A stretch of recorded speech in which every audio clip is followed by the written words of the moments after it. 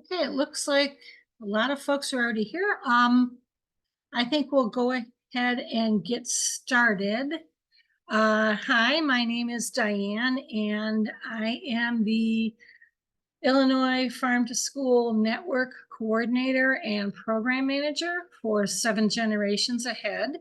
I manage farm to school programming, training, education, and assistance to farmers and K-12s and early child care across the entire state.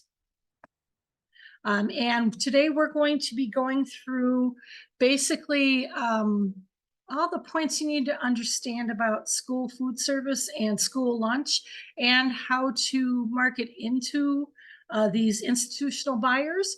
Also, we're going to be going through a couple handy tools that we have created for our farmers and our food hubs. And just a note that tomorrow, everyone who's on the call will receive all of these free tools via email. And we will also send out a PDF of all the slides today. And we're going to try to record this and get it up on our YouTube channel that we will also share a link to. So that'll happen Thursday and Friday. So expect all those goodies in your inbox around by Friday morning, I'm hoping. Okay, so we're going to go ahead and get started. Just a note, 7 Generations Ahead operates out of the Oak Park area of Illinois. It is a nonprofit that works on sustainable communities and programs. Illinois Farm to School Network is one of the programs of 7 Generation Ahead, and Illinois Farm to School Network has two programs of its own, Illinois Harvest of the Month and the Illinois Great Apple Crunch. And both these programs are widely used across Illinois. Last count for Harvest of the Month, we had roughly 547,000 kids involved in Harvest of the Month in various sites. And I think our site number was somewhere around 1,200 sites across Illinois. The Great Apple Crunch, which happens only once a year in October, last year we had just under 500,000 children participating in that event. And that's kind of a one and done. And we really try to promote that for our orchards to connect to schools and early care and after school programs that are interested in participating in the crunch. They're all going to be looking for apples probably around mid-September. The crunch normally happens on the second Thursday of the month.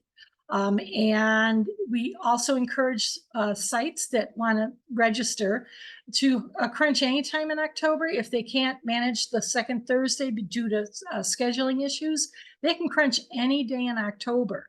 But the Illinois Great Apple Crunch is part of a 9-state group that hosts an apple crunch in every state on that second Thursday of the month in October. And we work to make sure that we get information out about locally grown apples. We share apple education, apple activities, apple recipes for schools and for early care and for at home. And that's all located on our main website. Our Harvest of the Month program goes year round. And it's not just K-12s, it's any institution or site that either feeds or educates children. So we have right now, I'm thinking 160 different sites registered for Harvest of the Month. And we also have 12 organizations that are Harvest of the Month partners. So basically they utilize the Harvest of the Month all the toolkits in their training and education that they do at schools, at Head Start, early care, extension offices, folks like that are all partners of the Harvest of the Month. So I'm just going to go through very quickly what Farm to School is for those of you on the call who, first time you've heard of it or not really sure. Farm to School has 3 core components, and you'll notice procurement is the first. We always help schools and any participant in Farm to School to locate food if they're having difficulties and teach them how to procure locally. They also include education. Education is very important to teach kids about food, how it grows, where it comes from. Potatoes don't just come from the grocery store. They actually come out of the ground. And we also teach lessons in health and nutrition that tie into full whole foods that are locally grown. And the third component is school gardens or any kind of site garden. We have after school programs that have gardens. We have community gardens involved. We have early care gardens. And it has a whole component on gardens so the children can grow the food themselves, see how it grows, taste it when it comes out of the garden, and actually harvest. And when you connect a child to the food that they're eating, when they're actually growing it or seeing how it's grown or pulling it out of the soil and cleaning it and eating it, they own that food. So it becomes a much easier win when you're teaching a child to eat fresh spinach, if they grow fresh spinach, or if we have a farmer come into the classroom and share how fresh spinach grows, and then we do a taste test. So all these components are part of Farm to School, and Farm to School is a national program. We are the Illinois core partner for the National Farm to School Network. There is one Farm to School network in every single state. And also in Hawaii and Puerto Rico opened theirs last year, and pretty much all the territories, Alaska included. So Farm to School literally is utilized across the entire United States. And I'm sure most folks can figure out that selling to institutions is going to be a good asset for what you're selling on your farm. And these are just a few pieces of, explaining why that might be. When schools buy, they have a tendency to buy over and over and over again.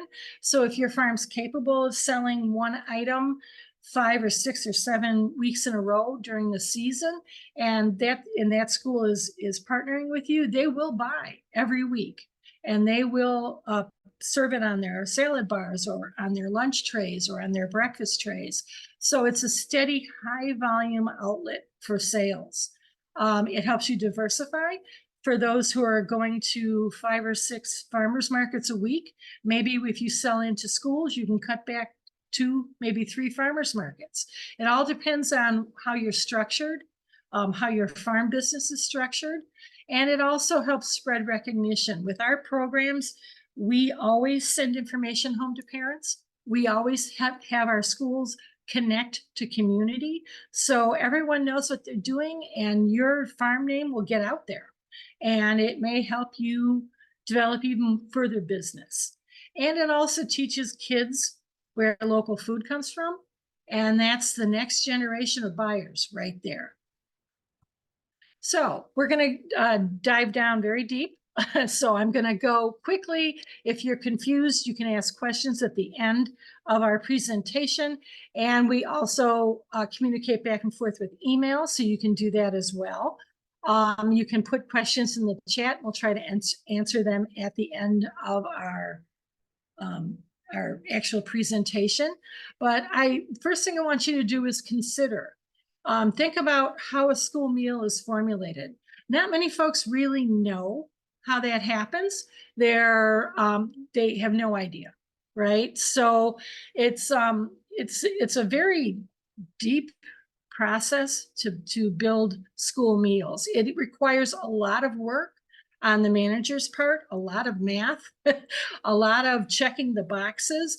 The requirements for school meals are multiple, and there's a lot of them. So it's kind of like they're forming an equation on the tray. These days, there's so many nutrition requirements and so many levels of the size of portions. It breaks down into 4 levels now for K-12s. And each level has its own requirements and its own targets. And everything has to be written out. So when they have their inspection at the end of the year, All their menus are exactly what they're supposed to be. So it's kind of, it's no big surprise to anyone who's been in the industry why processed foods have become the go-to in school meals. Processed foods, they always come with a CN label or a child nutrition label. And the only thing a manager has to do is flip over, take what's on that label and apply it to their menu, and they're done. So you kind of get an idea of why this has been happening over the last 40 years, why schools stopped scratch cooking, stopped cooking at all, and are bringing in these products. And it's because it's such a jigsaw puzzle to create these menus. And just to note, that picture there that you're looking at that looks wonderful, that was from a past life of mine. I was a nutrition food service director for 3 K-12s in Wisconsin back in 2009 through 2011 or 12. And that's one of our trays. We stopped buying chicken strips that were already a processed item and CN labeled. And we started making our own chicken strips and our own chicken, what we called them were nuggies, which were huge. And we bought our chicken locally. And then you also see there's potatoes on there that were actually cooked in a tilt skillet, and those are local. And off in the corner where you can barely see is a fresh strawberry. This was a June tray, and we actually had strawberries coming in, so we had them on the tray. So it is possible to do this. It's a big change for schools, and a lot of schools want to do this. They're feeling pressure to do this, to buy local, to switch up from processed foods to actual scratch cooking. And this is just to show you their process, a bit of their process. This is about 1/10 of what they go through to create a menu. And that's just in one day.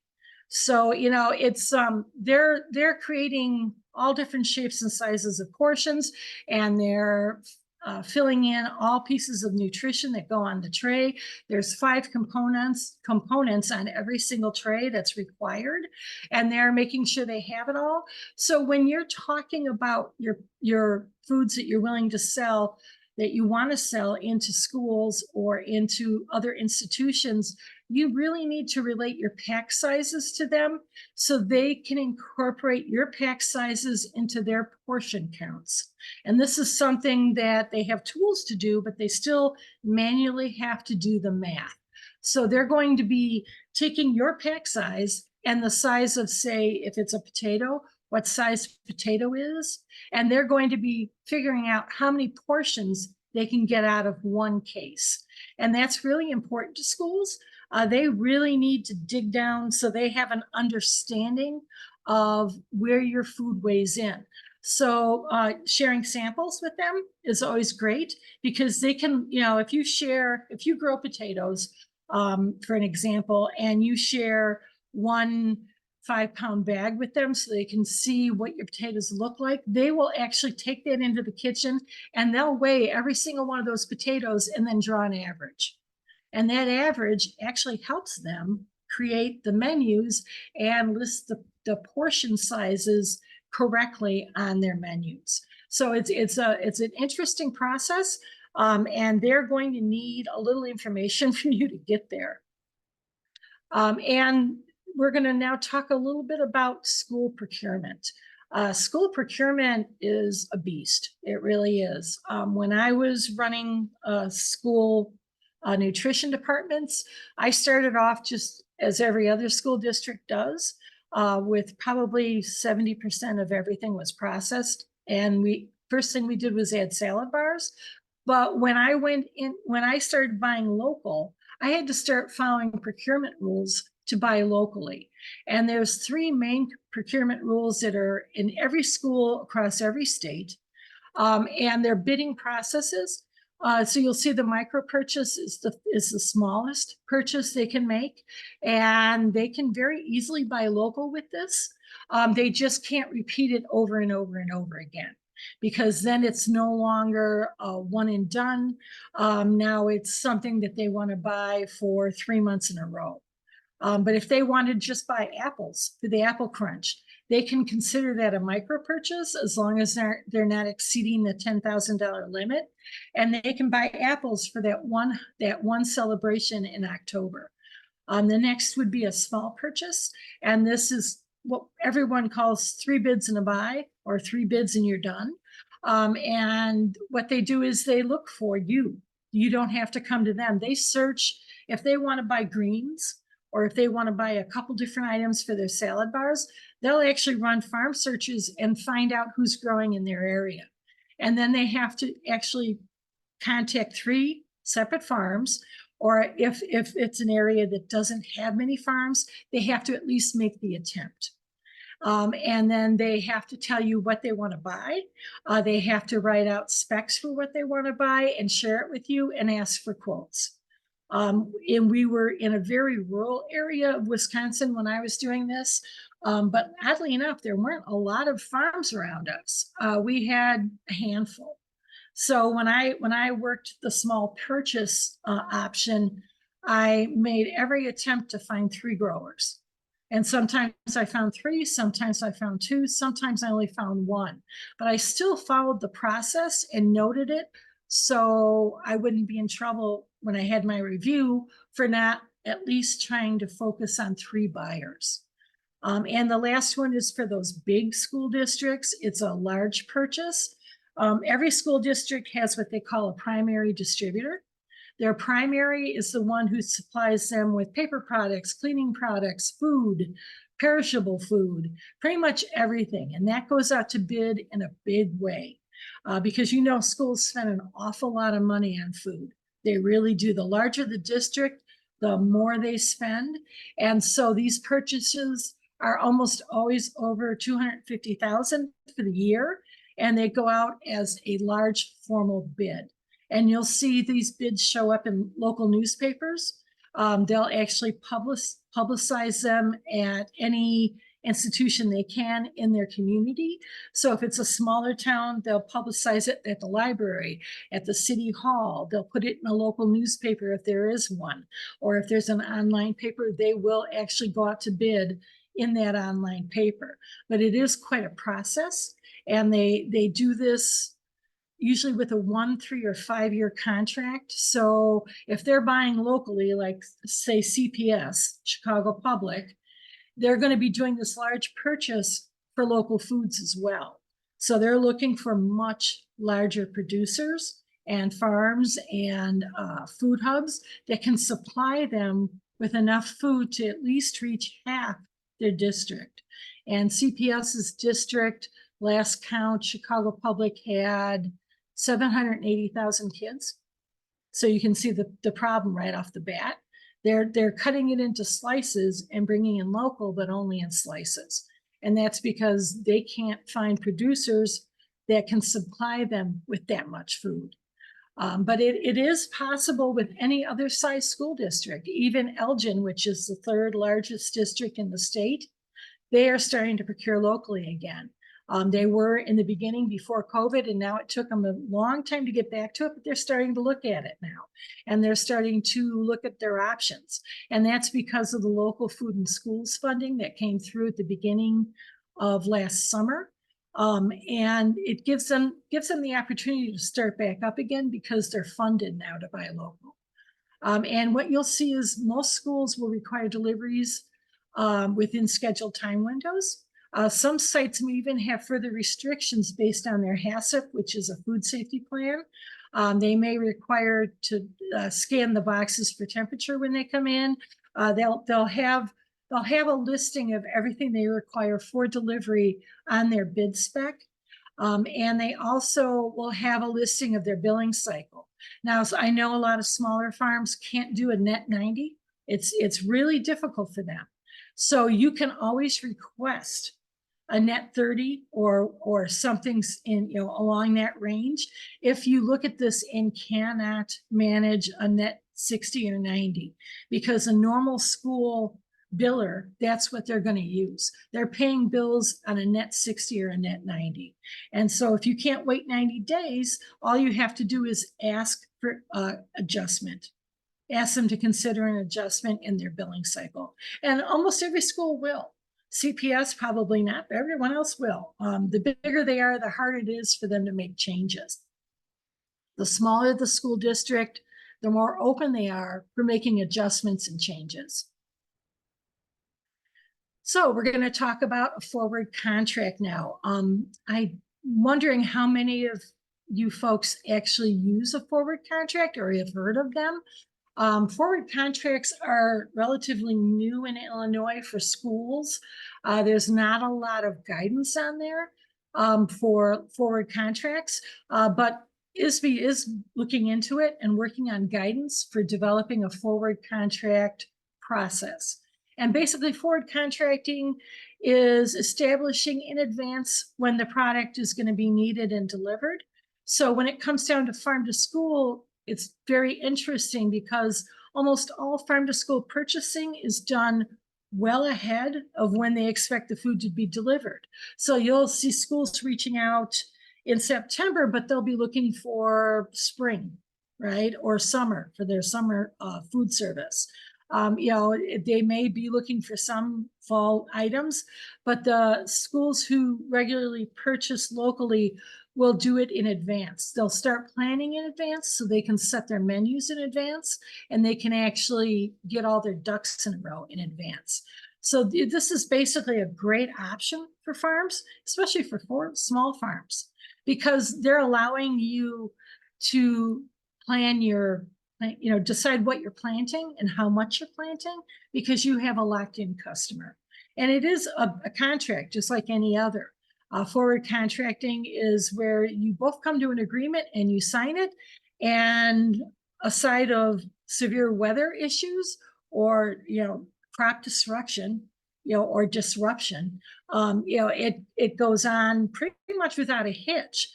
Schools are anticipating it, but they also have a backup plan in case something happens to the crop they expect coming in, and that their backup plan is to buy commercially. So they will be able to insert something from their primary distributor to cover for something that didn't come through on a forward contract. And then they'll come to an agreement about moving forward how to do that. And usually it's in the terms of the contract. So if there's crop disruption or the crop is destroyed, there's a paragraph in the contract that states that they'll move it forward 1 year, one cycle, or they will stop, they will actually complete the contract and rescind any fees that actually went into it. It all depends on how it's written.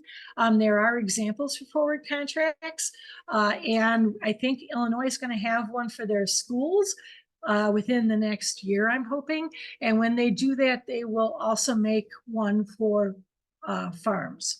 And they'll work with somebody like Illinois Stewardship Alliance or another, the Land Connection to actually develop this forward contract for farms for farm to school. So our next thing we're going to talk about is food safety readiness. Now, a lot of farms, panic and think, oh, we have to have GAP certification. We have to do this, we have to do that. Not necessarily so. Some of the bigger districts will require GAP on almost everything they buy, but the mid-sized and smaller district, not necessarily. There are minimums and there are secondaries. So we have our schools, if you look at the photo there, our schools are filling out institutional buyer profiles. And that buyer profile is going to explain everything they require. So you can see on that first page there, they're going to request a farm food safety plan. They're going to request yearly water tests. And some of them may request post-harvest. It all depends on how far they're going to go. GAP certification is done by larger districts, so they may request it, or they may request another certification. It just depends on who they are and how they're set up. They usually talk to their admin when they're going to start doing this, and then they talk to their county sanitarian, they're required to make sure that they actually have everything sorted when they're buying local food, because they're serving children. So they want to make sure that the food is safe. And the other thing that they're going to ask for is liability insurance. They're going to want to make sure that your farm is covered. Some really large districts will ask to be put on a rider on your insurance policy. Others, no. It all depends again on how they set up their process. Some of them will ask if you have a HACCP plan. Some of them will ask for a FSMA certification. It all depends on the size of the school and where they're at. But I have to say, most of the smaller and mid-sized schools, they don't require much more than proof of a farm food safety plan, which everyone should have. And they will require a yearly water test result, the most recent, because they have to put that in their file. That's part of the requirement for procurement. So we have farm profile kits for farmers. This is the first page. And they're very easy. We will send them to you in a PDF and a Word document, and you can actually turn it into a Google Doc if you work on Google. They're very easy to utilize. You can adapt them to however you want them to look, but the information that's listed on there is what schools are going to be looking for. So when you develop a farm profile and you share it out with schools in your area, with any customers that you're thinking of approaching, it automatically answers half their questions, maybe even more than that. And what it gives them is a solid understanding of your farm, your practices. And by the time you get to the third page of this profile, you can list any kind of products that you want to sell. And you can also say you're open to growing other foods, right? There is a space for proteins. There's a space for fruit and veg, fresh, and there's a space for processed foods. So if you're a honey producer, if you're you actually create you make grains, right? You mill your own grains, or you grow grains that go into a mill. It allows you to add just about anything that you're doing that you want to sell into a school on your profile. And what this is a great this is a really great tool. And what's nice about it is this: you write all this information out, you put it on your laptop, or you handwrite it, however you're going to do it, and now you have all the information you need to share. So you can share it directly with the school. You can create an Illinois Market Maker account, and you have all the information you need to put on it right there in front of you. So your homework's done. And there's also the Land Connection has an online local food directory that's coming up, and they're going to be putting that up on their website again. And it's going to have not only farm and food hub profiles, but it'll also share school profiles. So on one hand, we're teaching farmers. On the other hand, we're teaching schools. So they're all going to be developing these profiles, and now it's a tool they can all share. And it also gives you an advantage to share extras from your farm. Do you do farm field trips? Can you be available to share education at school events in the classroom? Can you come to this is our farmer lunch in the middle of winter at the school you're selling to? It gives you an opportunity to share all the wonderful things your farm can do when you're selling food into a school or an early care. And going along that line, we also talk about creating product profiles. And I'm not sure many farms do this. I have talked to 2 farms that do share product profiles. This is a great tool. These school food service managers really, really appreciate tools that'll help them utilize what they're buying. And you have to remember, they're used to buying things in one set way. So you want to sell something they've never had before. You have wonderful collard coming off the field, and you think that would be a great opportunity for them to educate their kids, create a taste test, and put collard on the tray. Well, when you create a profile for your collard, you actually give them all the information they need to utilize the collard, including how to store it, how to cut it up, best ways to cook it, You can even include recipes that are on your website if you have them. You can include photos of your product. And when you create these profiles, these actual product profiles, you can hand them out like greeting cards to every school you approach.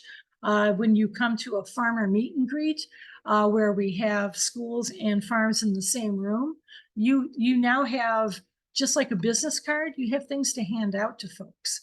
And it really gets their motor going. They really start thinking about, collard, never thought of that before, but I have ham coming from USDA Commodities, and collard and ham go well. And on this product profile, they're mentioning that it's really good when it's sauteed and then stewed. And we could do that either on the stovetop, or we actually have a tilt skillet that we hardly use. What a great idea. So you're starting to allow them to let the wheels spin, so they understand where your products come from. They understand how to use them. They understand what they look like. You can give them a sample and they can taste them. They can actually do a cook in their kitchen and see what it looks like when they cook it. They can judge if it's something that will fit in this kitchen, but not the other two, or something that will fit in their production kitchen, but probably not for K-12, K-5 delivery, but maybe for the high schools.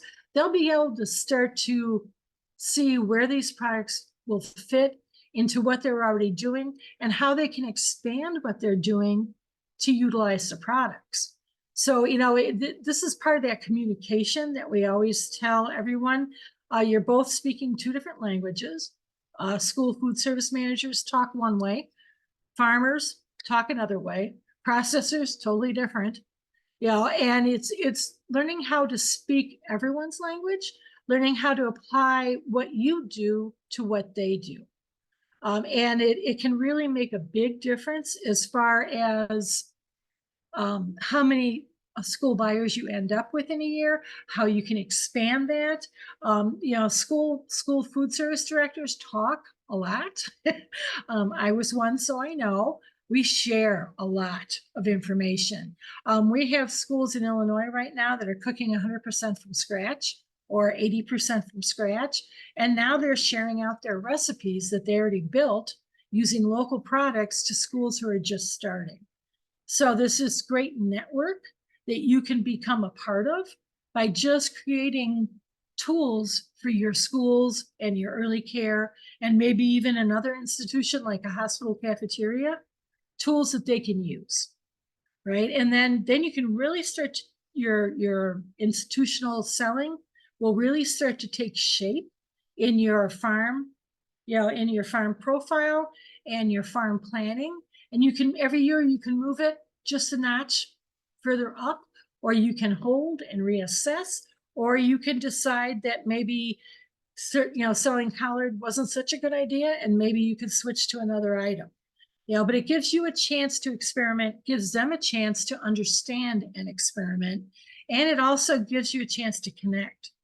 So it really is a great item, and we do have product profiles for farms, and we will be sharing that tomorrow or Friday via email. And again, this is one of those forms that you can take apart and put back together. You can add your own photos. You can basically create anything you want out of this. We had one farm that actually created 3x5 index cards, which was very surprising, but they really wanted to get into this. So they created 3x5 index cards. They had them printed at a local printer, and they would hand out these index cards every time they met with a food service manager. And they were all their product profiles. It can be done any way you choose to do it. It just depends on where you're at and how you want to approach it. And here's a product profile example. This is actually the one we developed, and we filled it out with a fictitious farm. It's called Eggs in a Basket Farm.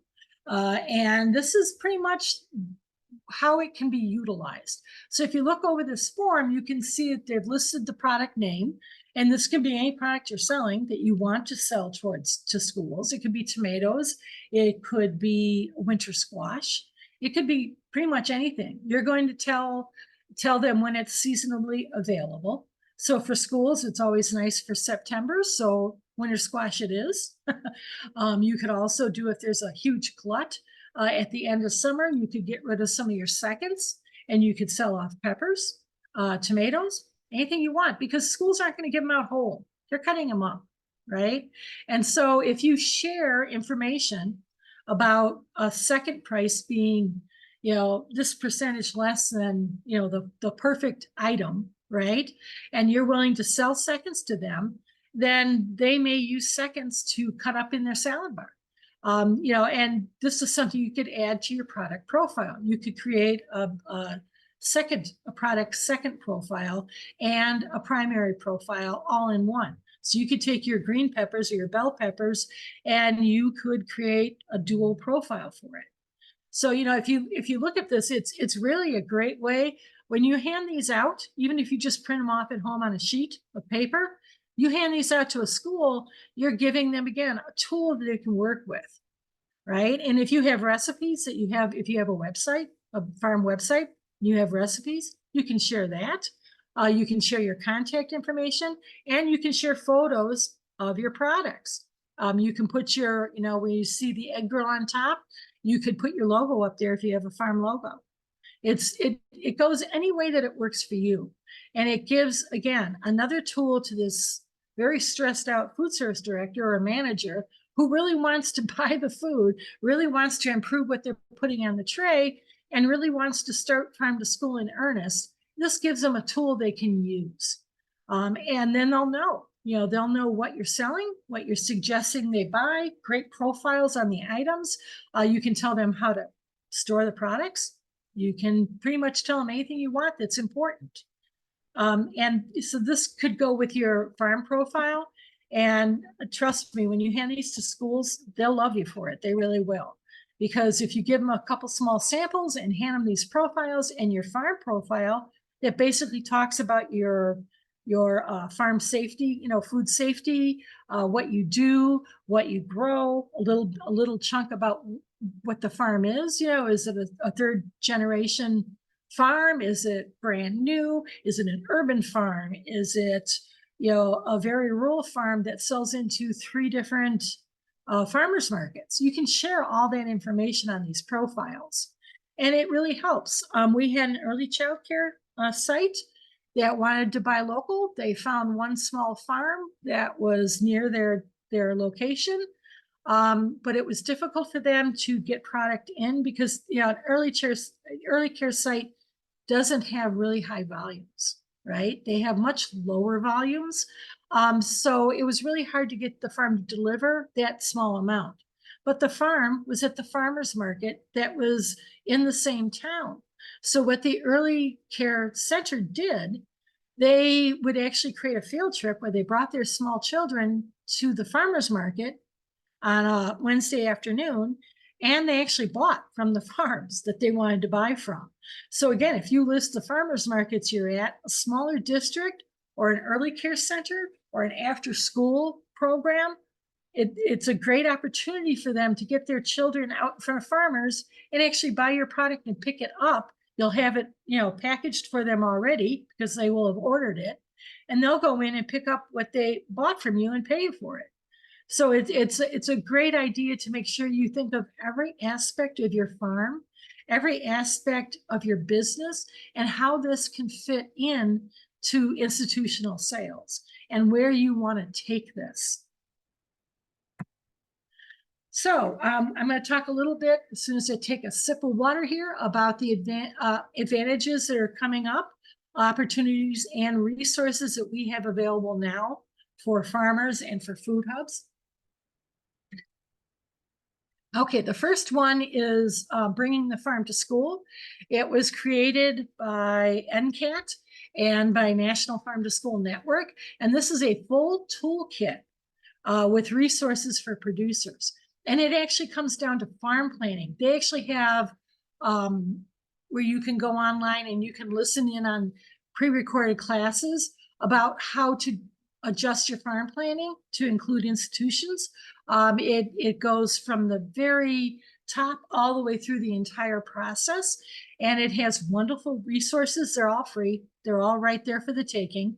And it can really, I guess, light a bulb in your head saying, I never thought of that, but how about this, right? And they also have case studies, and some of them are written, some of them are verbal, so they're podcasts, and some of them are actual videos. And in a few minutes, we're going to actually watch one of these videos, and you'll understand just the opportunities that are there for you to learn more about institutional purchasing or institutional purchasing and selling into institutions. And then we also have some grants going. I know there were a lot of grants for farmers in the last couple of months. Some of them are closing. We also have one that's open till April 30th. And that is the Innovation School Food Hub. It has 2 different levels of grants that are open right now.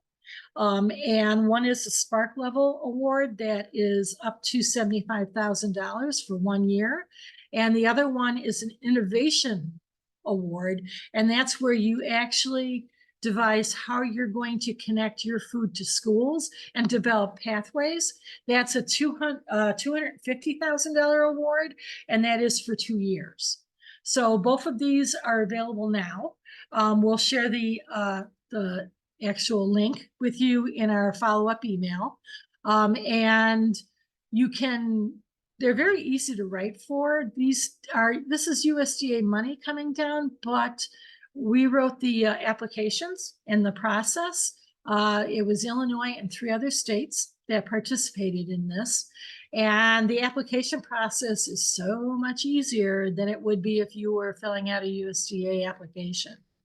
It's very streamlined, common language, very easily to write. It is just, I've heard 3 that already submitted, 3 different farms, and they said it was a breeze compared to the other applications they submitted.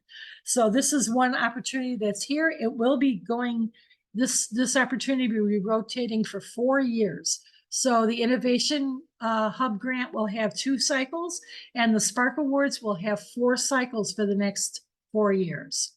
There's also a chance, if you're interested in hosting a Farm to School Local Procurement Day event. I manage those. And what we do is we basically host a local procurement day training for schools in your space. So far, we have done Janie's Mill.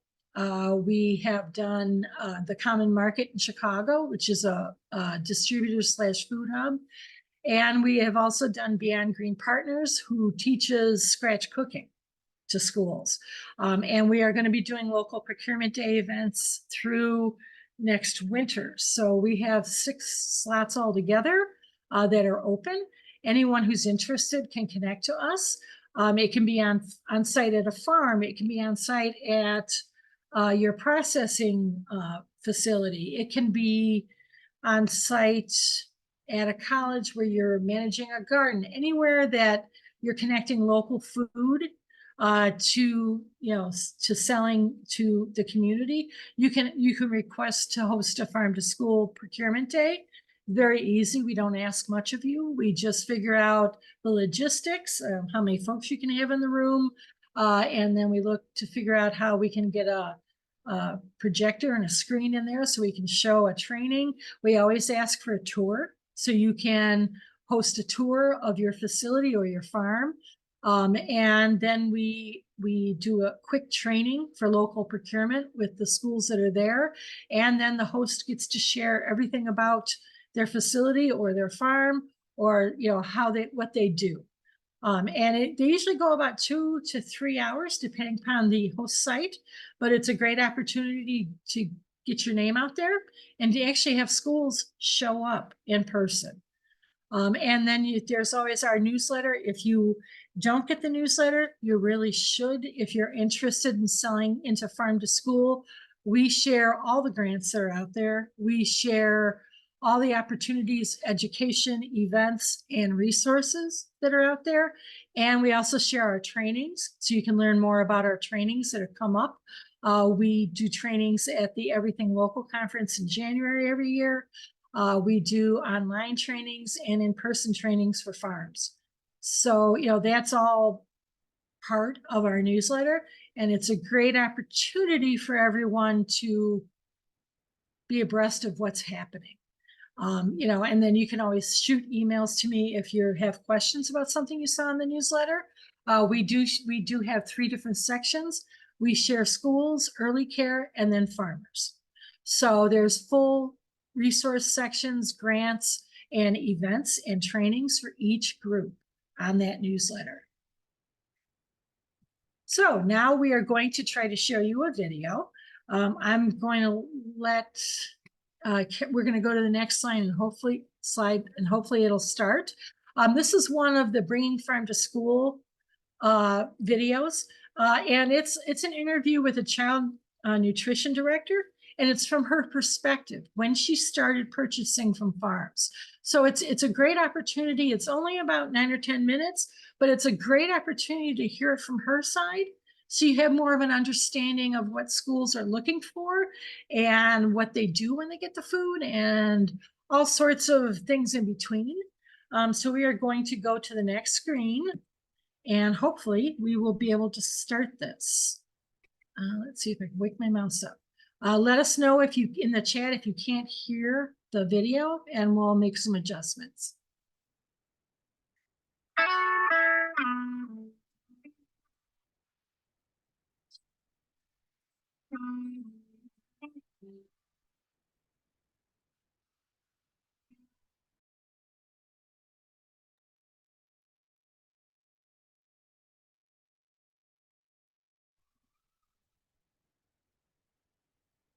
So my name is Allie Mrochik. I'm the Director of Child Nutrition for Fayetteville Public Schools in Fayetteville, Arkansas.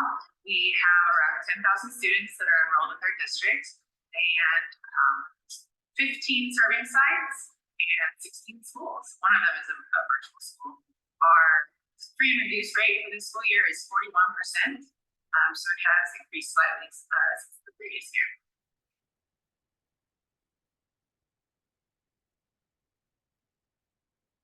Yes, so we have hosted a farm to school program for the last 13 years, actually. So very, very small.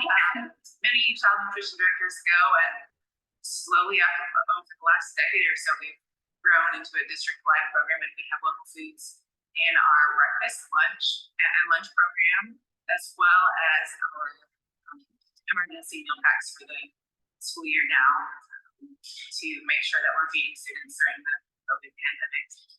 Pre-COVID, we would serve about 4,500 lunches and about 2,100 breakfasts. So,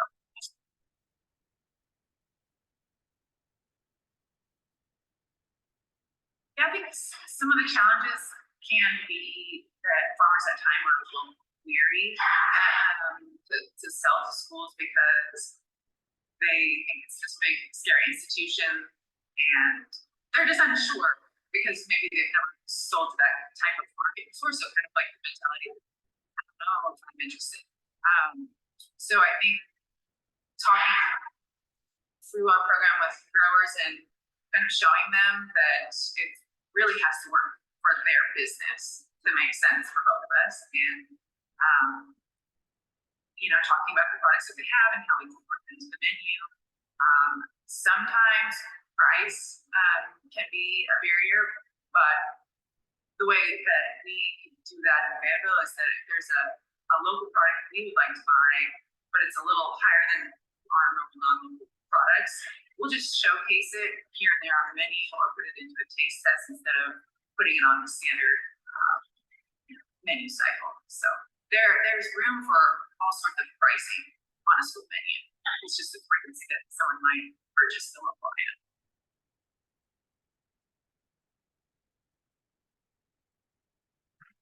So an order and delivery schedule is probably our best friend in all of that, so that growers know what to expect when they can hear from us on receiving an order so they can get it ready for delivery. Okay, so I think another system that's important for us is consistent communication via email. Especially, we require growers to use email for, you know, our order confirmations and also forecasts. I love to have that in format so that for my menu planning, I can refer back to emails or our bid documents, because I'm menu planning months in advance, and it's nice to have that all in one place, and then follow up closer to time.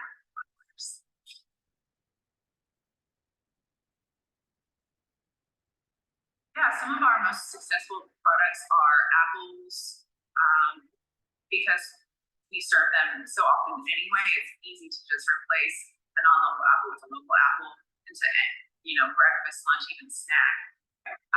Ground beef is another really successful product for us because it's frozen and we can order large amounts and then use it down as we cycle through the menu. Because our beef is grass-fed and local, it's a little higher price, so I really just showcase it in our tacos and super nachos where it's really set on the plate instead of in a spaghetti sauce or something like that. Also, we have kind of a nice logistics protocol worked out because we'll coordinate their processing date with their delivery date. So they take their cows to the processor, and then when they're ready to pick up, on their way home, they just drop them at our district warehouse. So then they don't have to have storage space on their farm for thousands of beef every month.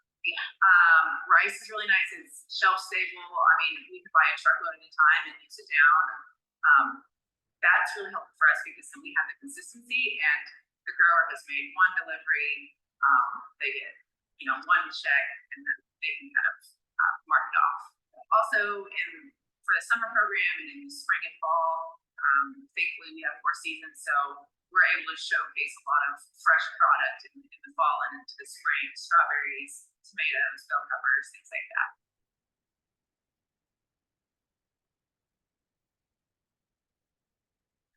Yeah, well, I would say number 1, bring samples. You will have, a lot more luck with jellyfish when you bring them something tasty to eat, and also so you can showcase how different the flavor might be, or bring some different varieties that maybe they've never seen before. They're used to seeing that from their brokers, so to kind of align with that would be great. Also, come to the conversation knowing what you need for your farm operation, just so that they can plan accordingly. You decide together whether it's a good market for your operation. Mm-hmm. So probably the quickest and most simple explanation for how we manage purchasing relationships with growers is through a bid process, and the type of bidding you do depends on how much you're likely going to buy from the grower. But we have early conversations, and we are allowed to share previous pricing or current pricing with the growers, so they can see if that pricing is something similar might work for their business, and then they can decide whether they participate in our bidding solicitation, all of that we're required to do. So you can have initial conversations about price before that happens. You can't tell them, the price is put down, but it's just, it's open information that anyone can request. And we primarily purchase directly from growers. We have a district warehouse that we can receive the items at, so the growers make one delivery, but we do very little local purchasing through a distributor or other sort of third party. It's direct from producer.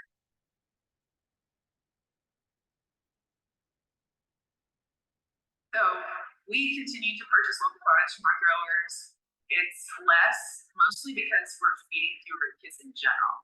We do have a virtual option, so a lot of families are teaching their kids at home, so they're not coming to our cafeterias, but we are still purchasing a variety of products. We're not allowed to have salad bars right now, and I agree with that for safety, precautions, but through our meal pack, we have been able to adjust and continue to buy local products because of the way our meal pattern is set up, and we're offering weekly meal packs. Instead of chopping up one serving of lettuce, we can actually stick a whole head of lettuce in, or a whole sweet potato with a recipe, and we can continue to buy locally. We're just actually doing less prep, which is great because it takes less time to put these things together. And I have actually written grants to keep purchasing local products as well. I still purchase with my operating budget, but it's kind of supplemented with grants. And people are very willing to award grant money for local purchasing right now.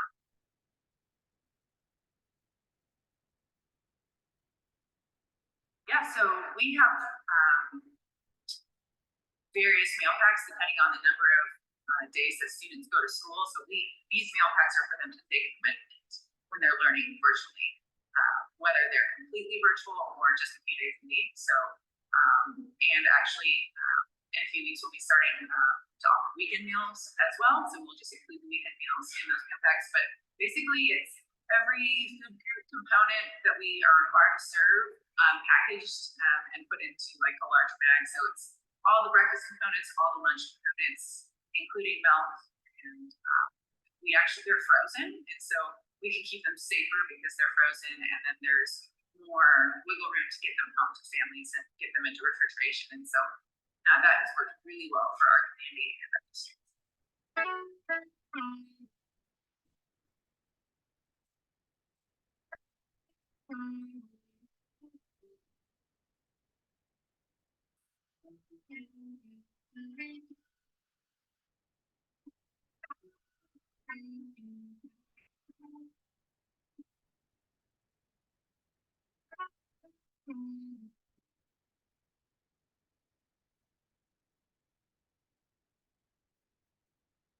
Okay, Caroline, can you get this back where we need it? I seem to be stuck.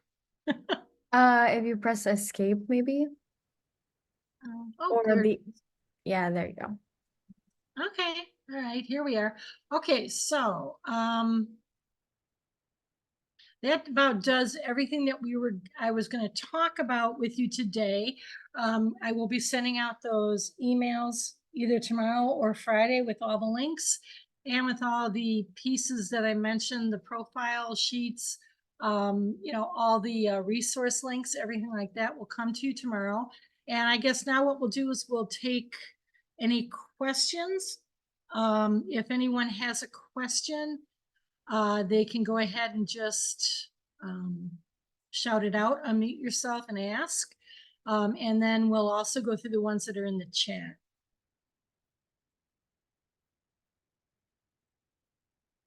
Okay, does anyone want to ask a question verbally, or should I just go through the chat? I guess we'll start with the chat and see where it goes. Let's see. Okay, food service manager to farmer, we can buy for less from Washington. Okay, so what you're saying, Stephen, is someone mentioned to you that they can buy less for Washington, from buying from Washington. That's correct? Yes, hello. Hi, this is Steve Miller, and thanks for taking the question.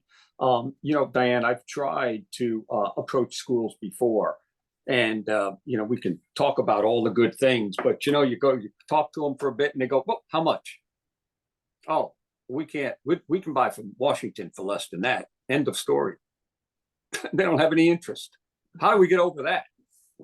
Okay, so when you hit a food service, when you approach a food service director or manager that says that, the first thing is they don't understand the value, right? They may not know about farm to school. They might not have a clue about why you're offering to sell to them, right? So that becomes education right off the bat. And what we've suggested before is when you share that you have, you know, a product that you want to sell, and they go right away, they go to price. What you do is you share, if you have a sample, you share that right off the bat. You can write a product profile and hand that to them, hand your farm profile to them, and talk a little bit about connecting her students or his students to the local foods that are around them, right? So now there's certain points you can hit. You can talk about the wellness program, right? Every school has a wellness policy. It's part of what they have to do. They're required to do it. And if you talk to a food service director and they say, "Well, I don't work with the wellness policy, it's not my responsibility," maybe your next visit should be to the superintendent or to the principal, right? So if your food service director is like, "I have no idea who you are or why you're asking, and I can get it at half that price," then you're talking to the wrong person, right? Yeah, I appreciate that, Diane. Of course, their response is all that is great, and they certainly are supporting all nutrition programs. But the response will be, I have a budget I have to live under. And this is where, again, the local food to schools program comes in, which is really what I hope you could touch on, where actually there's a program where the issue of budgeting should no longer be the question, because the state is providing local fruits and vegetables at no cost to the schools. Right, the local food in schools, which is the LFS program, Mhm. that is active now. And it will be going for, there's a question about, you asked about when it ends. They have $7.7 million to give away. And it ends when they're done giving away the money. They have 3 years to do it. They are 6 months in right now. Okay, so that's good news, Diane, because I It have is. read elsewhere that it expires somewhere around next January, or maybe it's the September of 2025. But I know Lindsay, who manages that program, has said they've only given out about 300 or 400,000. Maybe you have an update on that. But this is the Right, program that I'd really like to see us pursue strongly. Right, Um, the update would be to last time I talked to her was a week ago, I think. And she said they had given out close to $500,000 in reimbursement, right? Okay. Now, Okay. we're talking about 7 point yada yada million, right? So this is just the first, she opened it in, was it August? I think they opened it. And now we're in March, right? Mhm. They have closed open enrollment, but schools can still request the funds. All they have to do is send her an email and say, we missed the boat, can we jump on? And she will set them up. She will have them sign up for LFS. So LFS, the USDA gave them originally 2 years to move the funds with a 1-year extension. So it's a Okay. full 3 years and they are 6 months in.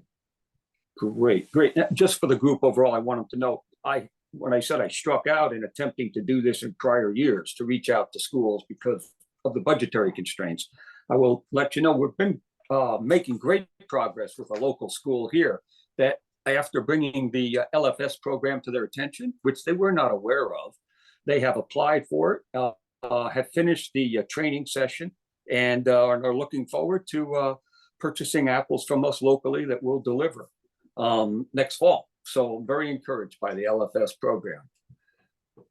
One of the questions that they've raised is, they'll be under the micro purchase program, is how does one properly price such products? And we have given them the Illinois Eats fair market value list. Well, I don't know if you've got any other ideas on so-called fair market pricing, because even though they're being fully reimbursed by the state, they want to know that, that they're purchasing this at some indication of market. Okay, right. So they're actually not required to do that for LFS. But they are doing what they're supposed to be doing. They're supposed to be buying from multiple vendors, and they're supposed to be not paying $5,000 for a toilet, right? So the government does not want them to overspend. But all you need to do is to justify your pricing is, again, refer to the, you could refer to the pricing guide you already mentioned, and you can also talk about what's included in your price. So it's your farm. Every farm is a little different, right? Your expenses are going to be different. Your output, your inputs are going to be totally different. So all you have to do is justify what goes into that price, your labor, your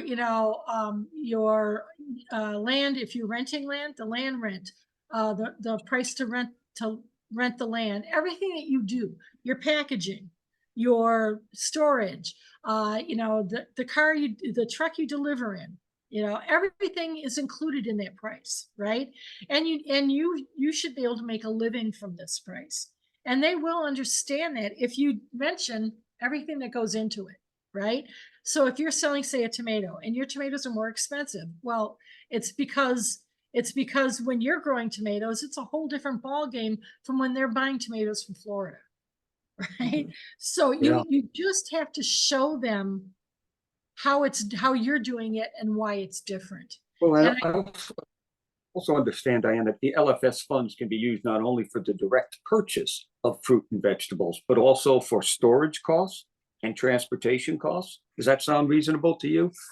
In other words, those are important considerations and maybe administrative costs. I'm not sure if that's can be covered for the schools too, because there is a bit of extra administration that they have to go through to implement the LFS program. Right, and that would be something they would ask ISB, so Lindsay, who runs the program, I'm gonna put her email in the chat. She is Good. the one who will, she answers all the questions that have to do with LFS. I'm the Mhm. one who guides schools to it and make farmers aware that it's there, right? Good, good. And she will actually go through all the pieces that they're confused about, or how can they spend the money. There are certain allowances for, I believe, administration, and I don't know if transportation's in there. It's been a long time since I've looked at her list, but there are extra things other than just food cost, right? But Good. this is, this is something they can be doing over and over again. It's not going to be ending anytime soon, especially with the slow uptick. We have over 850 school districts in Illinois, closer to 900. And I think last count she had, I'm going to say 210 districts enrolled. So, there's quite a hill to climb here, right? And ISB really wants to move this money. They really want to push it out. They don't want to be a failure after their 1-year extension. They want to have successfully moved all these funds. And let me just get this local food in schools. And what I will do is, Caroline, can you do me a favor and look up, just type in ISB Farm to School and a page will come up, and that's where local food and schools is going to be located. And then you can share that link. Yeah, sounds good. Thank you. Okay, so this is going to be Lindsay's email that I'm putting in the chat. And Caroline's going to look for their webpage. On that webpage, that Farm to School for ISB webpage, what you're going to see if you scroll down to local food and schools, there'll be a drop down. There's going to be what they call an allotment page. And if you click on that link, it will list every school district in the state of Illinois and whether they've actually signed up for local food in schools funding, right? There'll be an X at the end column. And I will make a point of sharing that when I send out that follow-up email tomorrow or Friday. I will make sure I will share that link with you. You can actually just put in the search bar the name of the district. It'll come up and it'll tell you how much money they have coming and if they actually signed up for the money, right? And so now you have a starting point, especially with school districts that are concerned about pricing.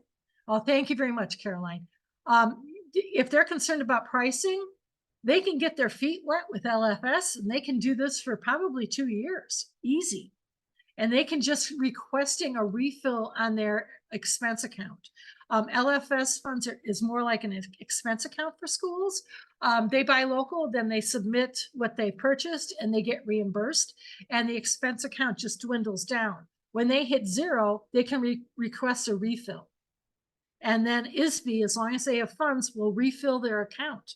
So now they can buy over and over and over again. And that's what's really nice about it. It gives you a tool when you're talking to schools.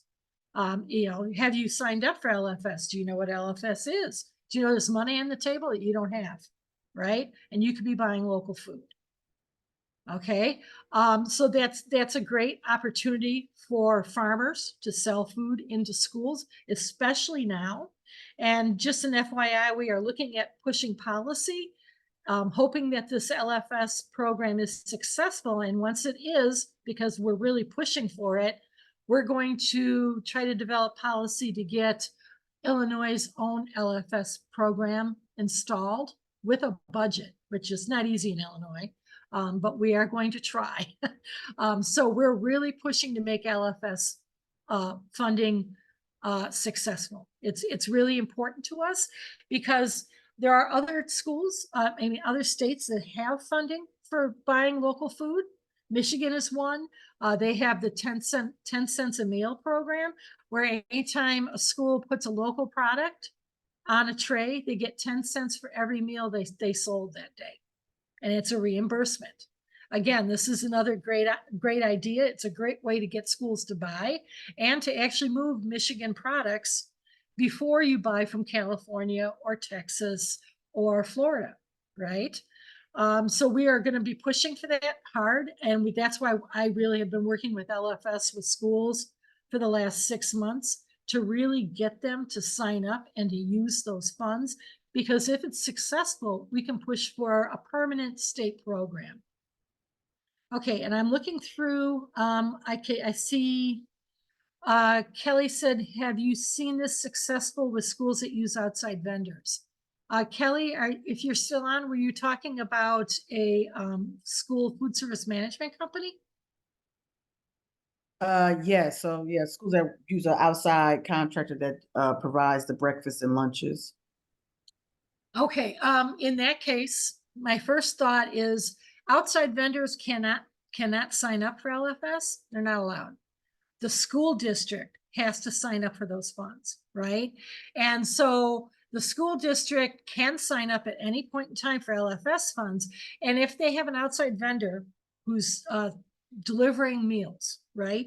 And they're not cooking on site, what they can do is they can start a taste test program in their cafeterias with local. So now they can start to incorporate local slowly. And if their vendor is not willing to participate, they have to get a letter from their school food service vendor that says that they will participate in LFS if they want to include them. And if they're not in that frame of mind, what the schools can do is when they go out for bid again, they can require local purchasing in their bid for school food service management. So this is something that they can do that will afford them a future with this. And in the interim, they can create other programs. So they can create a taste test program using local, right? And they can get it in front of the kids, and they can get it in front of the parents, and they can celebrate it. They can tie it to their classroom work. So if they have a science class that talks about, that is in the plant section where they're growing plants to see how they root and how they grow, they can bring in that farmer who's providing for their taste tests to share how they grow. So again, they can still access farm to school programming and education, and they can still buy local with LFS funds, even if they can't get it on the tray.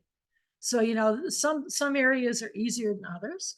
You know, some management companies are more successful with buying local than others. And so it all depends on what color the grass is, I guess, under their feet, and how they can go about this. But I have worked with districts that have large food service management companies and have been having a hard time getting them to buy local. This is a great way to practice with another means of getting the food to the kids, and then consider how they're going to word their bidding next time around. Yeah, and there are, by the way, examples for bids for school food service management companies that schools can write, that they can include local purchasing. They can request a percentage, and they can also request that they can track it, because a lot of times it doesn't get tracked. So you don't know if that green pepper actually came from a local vendor or if it came from somewhere else, from a massive national contract. So this is, again, a great tool for schools to use, especially if they intend on using outside vendors for meals. And they don't have the facilities to cook on, you know, in place, or they don't have the program to do it, and they don't know how to start it, right? This is a great way for them to get their foot in the door, to start to work with local foods, to start up the education and the taste tests, and, you know, get the kids and the community involved without having to actually put it on the tray.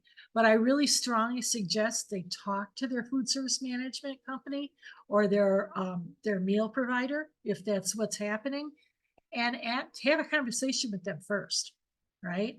And see where they're at, and then make the call which direction to go. I hope that makes a little bit of sense for you, Kelly. Yeah, I'm just trying to make sure I do understand, because I guess I was always under the impression via the verbiage about the LFS program that it had to be for breakfast and lunch programs. But you're saying if we wanted to do some taste testing, we can go through the schools that way. Right, because you can do taste tests during lunch. Okay. As long as your taste test is hitting a tray, it's considered National School Lunch. Oh, Right. okay. And it doesn't have to go through the vendor. No, the vendor's going to be serving their trays or their meals, and you can put that taste test right up on there.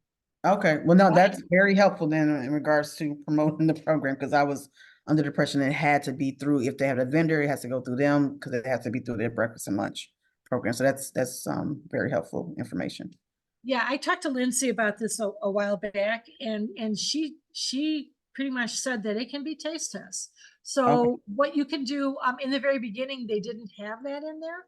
Mhm. And they can also do Seamless Summer with LFS funds. They can support Seamless Summer as well.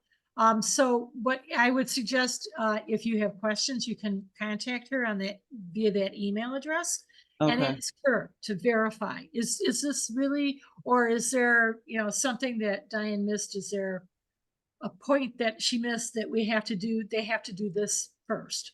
Yeah, and she will be very, she's very good at replying, and she can really have a conversation or send you all the information you need in an email, so you have it spelled out. But okay. yeah, And her email is the localfoods@isb.net? Yep. Okay.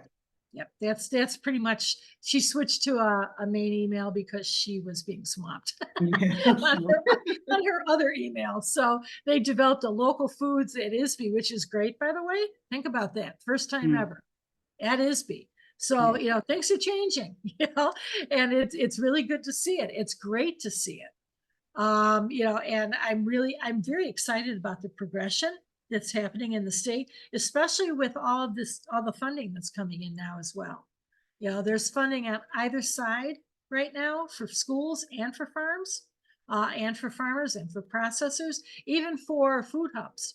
There's funding, and it all ties into this big push to move local foods onto school trays.